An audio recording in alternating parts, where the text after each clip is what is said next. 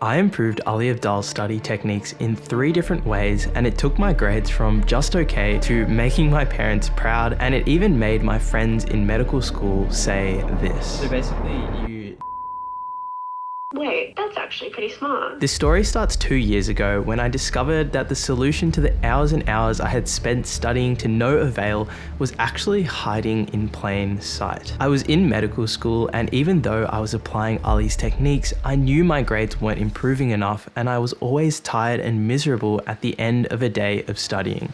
The first of the 3 upgrades completely solved the second part of that problem, and it's to the Pomodoro technique. This might throw you off because the Pomodoro technique is supposed to work. Let's hear what Ali has to say about it. And a tomato timer is just like this method whereby you work for 25 minutes and then you have a rest for 5 minutes, and then you repeat the process. And this is just a really nice way to, make studying into these bite-sized chunks, especially when doing it with friends. The Pomodoro technique is loved for good reason. It helps people stay focused and it encourages them to take a break, but it had 2 major problems that I needed to fix. First, even if I had used the Pomodoro technique all day, I would still feel extremely tired. In the evening, I often wouldn't even be able to last for the 25 minutes of study needed in a block. Second, as soon as I felt like I was really getting in the zone, I would have to stop for a break because the timer had run out. The upgrade I found actually turned this all completely on its head, and it's allowed me to study so much more sustainably. First, instead of setting a timer that counted down, I would set a timer that counted up. Archer Newton calls this technique the Flowmodoro, and it's allowed me to study in the hyper-focused flow state for as long as I wanted to. Second, when I started to feel tired, I would stop the timer and divide the number by 3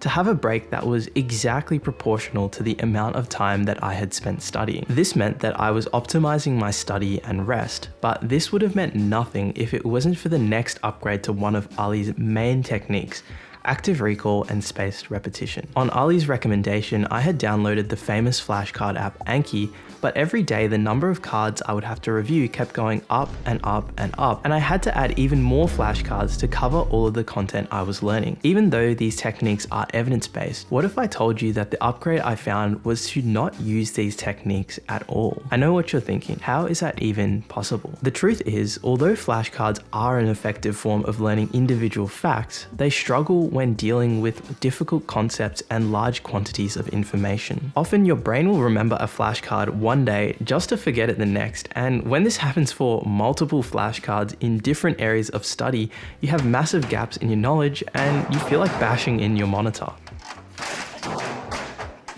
Even more importantly, flashcards are not designed to work in the direction in which assessments are heading around the world. Exams and tests often now don't require you to recall individual facts, and instead require you to bring together different concepts, form relationships, and synthesize information. A lot of students neglect this fact, and this is where the second upgrade, encoding, comes in. Encoding is the action of processing information from your working memory to your long-term memory. But how does this fit in, and how does it replace active recall? Active recall and spaced repetition rely on repeatedly pulling information from your long-term memory so that you don't forget it. But the problem is, if information isn't put in your long-term memory properly, it's much harder to recall later on. By taking notes and processing the information I was learning into its simplest possible form, I found that I didn't even need active recall or spaced repetition because information was put into my memory properly in the first place. These upgrades enormously helped my study efficiency, but the last improvement is probably the most important: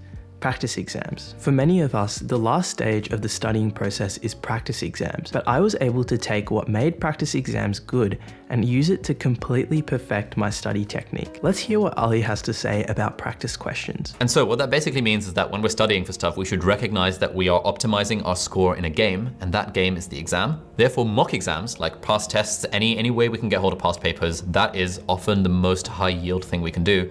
Because again, we're tapping into the whole active recall thing and tapping into the idea that testing ourselves is just the way forward when it comes to memorizing anything, but we're also kind of implicitly learning what sort of questions the examiners are asking and what exam technique looks like. The things Ali says here are true, but the second part is what I want to focus on. Practice exams allow us to recall content on a large scale, and they force us to apply our knowledge in different ways. The second part here is important because it's this that we can use to take the technique to the next level. This method of applying knowledge in a different way is actually referred to as interleaving, and its benefits are enormous. You can apply it by teaching content to a friend, brain dumping all of your knowledge in a mind map, or even creating your own practice questions and answering them. Doing so forces you to use your knowledge in many different ways, and it allows you to maintain motivation by changing how you study.